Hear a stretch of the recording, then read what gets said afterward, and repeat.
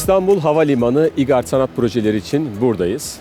İGART'ın en önemli projelerinden birisi de sanat yarışmaları. Sanat yarışmaları içerisindeki birinci etabı olan metro girişi Viyadük altı yüzey resminin bize en çok sorulan sorularını cevap vermek için sizlerle bir araya geldik. Sevgili dostum ve bu projenin bir parçası olan Profesör Markus Graf'la birlikteyiz. Sevgili Markus, evet, soruları bence bir an önce sorulara geçelim. Daha fazla bekletmeyelim. İGART'ı da aslında bir nevi tanıtmış olduk. Ne olduğu sorusuna cevap da vermiş olduk. En çok sorulan sorulardan bir tanesi, bu projeye sadece ressamlar mı katılabiliyor? Güzel bir soru. çünkü dediğin gibi birçok soru. Çok soru var. Ben en sevdiğim soruyu sordum. Üstelik karışık gidiyorsun. Evet, Neyse, evet. hallederiz. Bazılarına cevap verdim. Kendi sorumu seçtim ama orada. Evet, anladım. Şimdi sadece resim sanatına ait mi? Hayır. Yani tüm disiplinlere ait. Dolayısıyla çağdaş sanatının tüm disiplinleri, tüm araçları, tüm yaklaşımları ait. Demek ki resim, heykel, üç boyutlu, rölyef, neon, dijital, ne düşünebilirsen o burada görebilir. Önemli olan bence seçilen kavram, form, malzeme ve buradaki mekan arasında bir denge olması gerekiyor. Bence oradaki kavram çok önemli. Site specific, yani mekana has olan bir şey olmalı. Yarışma süreci ve katılım şartları nelerdir? Şimdi ben de küçük bir ekleme yapmak istiyorum cevabına. Burada tabii ki yine sadece sanatçılar değil, mimarlar, grafikerler, yani burası aslında herkese açık. Önemli olan projenin ve uygulanacak işin orijinalitesi ve mekan olan etkisi diyebilir miyiz? Hatta gruplara başvurabilir, hatta güzel sanatlar ya da tasarım fakültelerden mezun olmayan kişiler de herkese açık. Kesinlikle, değil mi? herkese açık. Yani önemli olan yapıt odaklı bir proje alanı. Şartları alalım o zaman. Şartları alalım. Şimdi şartlar aslında 35 yaş altı katılım. En önemli şart. Neden? Bu soruyu soran ilk kişi de sendin zaten grupta. Bence aslında burada 35 yaş altı olması proje yarışmasının organizasyonunun kendisini bir proje haline getiriyor.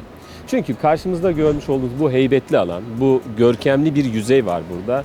Böyle bir yüzey belki dünyada birçok kişiye fırsat olmayan bir şey. Böyle bir alanın inşa edilmiş olması gerekiyor. Böyle bir lokasyonda olması gerekiyor ve böyle bir vizyonla yaklaşması gerekiyor. Ve bu projeye katılımda protokolü gençlere bırakıyor. Şimdi pandemiden çıktığımız şu süreçte gençlerimiz çok unutuldu. Genç sanatçıların sorunları var. Gençlerin sorunları var. Dolayısıyla böyle bir yüzeyin onlara verilebileceği konusunda bir güven vermek onlara güvenildiğini göstermek, buraya eser üretmelerine teşvik etmek ve bunu da ödüllendirmek. Ödülü alır ya da almaz ama niyet olarak buranın onlara ayrılmış olması, onlara güvenildiğinin gösterilmiş olması bence birçok kişiyi zaten yerinde kaldıracaktır. Bu bence yarışmanın ruhu bu. Projenin kendisini bir proje haline getiren mesele de bence bu. Bedelimiz kaç? 1 milyon TL. Telif değil mi bu? 1 milyon TL sadece kazanan kişiye telif bedeli olarak verilecek. Ki bu da tekrardan gençlere bence ve sanata tabii ki, ama gençler bir tık öne geçiyor. Onlara verilen önemin bir farkındalığı olsa gerek. Ya sen de hatırlıyorsun, biz aslında aramızda çok tartıştık bu yaş meselesi. Çağdaş sanat yarışmalarda, çağdaş sanatta günümüzde yaş sınırı olur mu diye. Hatta birçok soru ya da eleştiri onlarla ilgili. Biz zaten İGART olarak yani İstanbul Havalimanı'nda ve işte İGA'nın desteklediği, benimsediği proje İGART'ın içinde birçok yarışma açacağız. Evet. Ve bazı yarışmaları işte orada herhangi bir sınırı yok. Ama bence bir duruş olarak, bir statement olarak, kesinlikle, özellikle birinci projede hatta o kadar havalı büyük bir projede gençlere en önemli yüzeyi burası, mekanı. Eklemek bence çok önemli. Teknik malzeme ve konu gerçekten tamamen serbest mi? Hiçbir konumuz yok değil mi? Gerçekten bu konuda hiçbir bağlayıcı bir şey yok.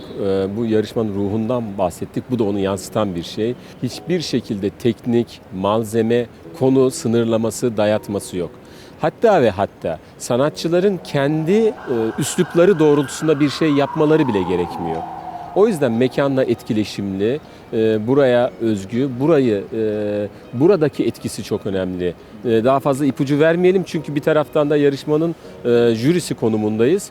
Dolayısıyla çok sık gelen sorular olduğu için gençlerin önünü açmak üzere bu cevapları veriyoruz. Daha çok açmak istediğimiz için şimdi başvuru tarihi daha erteledik ve bu ayın sonunda artık yani herkese, hangi kamera bakacağımı bilmiyorum ama herkese bekliyoruz. Evet, bir tarafta belki şöyle, çünkü birçok kişi şey sormuş, proje dosyası içinde yer alacak ya da proje dosyası hazırlaması hakkında biraz konuşalım. Yani bence bir proje dosyasını yaparken ilk olarak bence bu dosya içinde bu sanatçı nasıl çalıştığını, içerik olarak, sanat felsefesi olarak, genel olarak ne üzerinde durduğunu onu anlamamız gerekiyor. Ve ardından tabii ki bu proje dosyası içinde iyi hazırlanmış, ölçümlü, bir nevi bir simülasyona yakın olan bir uygulamalı, bir tasarım, bir taslak bekliyoruz değil mi yani? Orada tabii bizim akademisyen olmamızın da getirmiş olduğu bazı avantajlarımız var. Gençlerin çalışma pratiğini biliyoruz. Birazcık o sanatçılığın bohemliği ve rahatlığıyla öz disiplini karıştırıyoruz. Bir proje dosyası hazırlarken ciddi olmaları gerekiyor. Yani orada bütçe hazırlamak, ölçmek, biçmek onları sıkmaması lazım.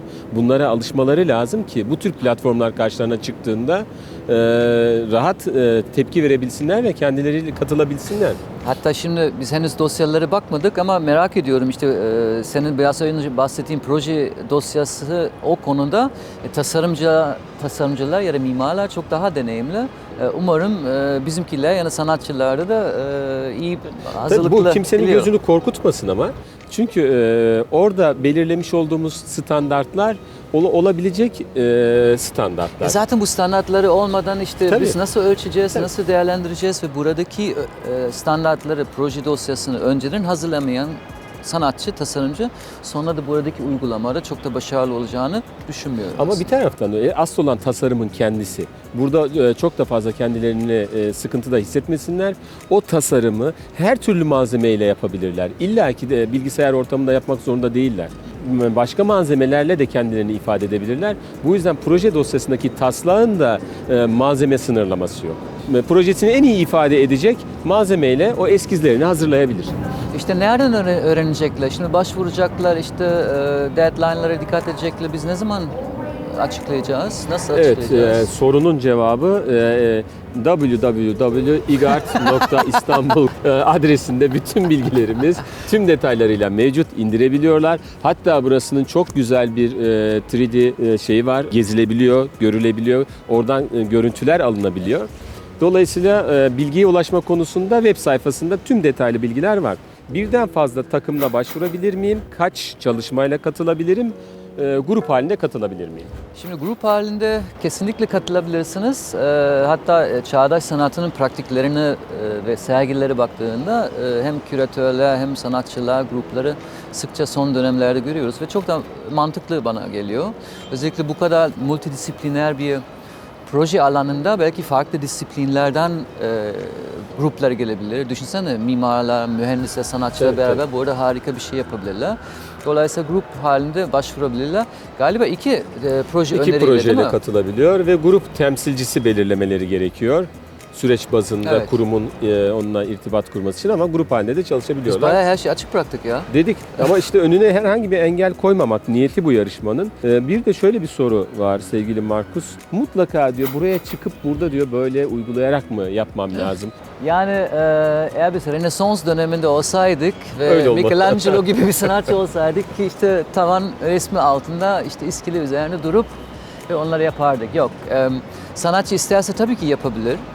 Ama büyük ihtimalle bunun gibi büyük projelerde işte sanatçı bir nevi hem tasarımcı hem de proje yöneticisi gibi aslında bir ekip ile çalışacak. Zaten bu ekibinin yönetmesinde hem biz hem işte İGA'da destek verecek. Zaten proje ekibi ve malzeme İGA tarafından verilecek.